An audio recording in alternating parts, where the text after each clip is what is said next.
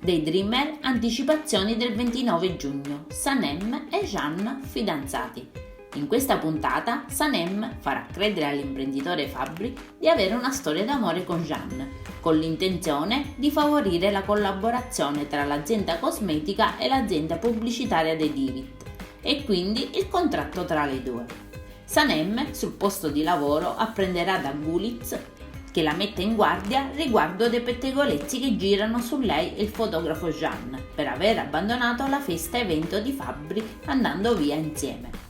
I pettegolezzi che circolano riguardano proprio Sanem e Jeanne. Il gesto inaspettato del fotografo di portare Sanem via dal party non è stato gradito e soprattutto ha insospettito il fatto che Jeanne, già fidanzato da anni con una ragazza che vive all'estero, abbia portato via Sanem in questo modo fuggiasco. Anche Leila, la sorella di Sanem, rimarrà sorpresa nell'apprendere la notizia e inizierà a dubitare del suo datore di lavoro, sospettando che possa prendere in giro Sanem. A questo punto Jeanne è sempre più intenzionato ad aggiudicarsi il contratto di collaborazione con l'imprenditore Fabri e quindi tra la sua azienda pubblicitaria e l'azienda cosmetica e propone a Sanem di aiutarlo, riuscendo a convincerla a mettere in atto una messiscena dove entrambi fingeranno di avere una relazione e quindi di amarsi.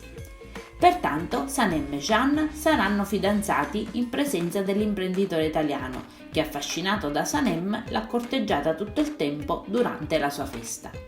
A questo punto l'imprenditore italiano inviterà i due amanti Sanem e Jeanne a cena e sarà proprio in questa occasione che Jeanne e Sanem fingeranno di essere fidanzati. Sempre durante la serata, con l'imprenditore, Sanem e Jeanne racconteranno come si sono innamorati, ma qualcosa non va nel verso giusto. Sia Sanem che Jeanne finiranno per raccontare due versioni differenti. Adesso non ci resta che guardare l'episodio. Io vi saluto e vi aspetto al prossimo video. Bye bye!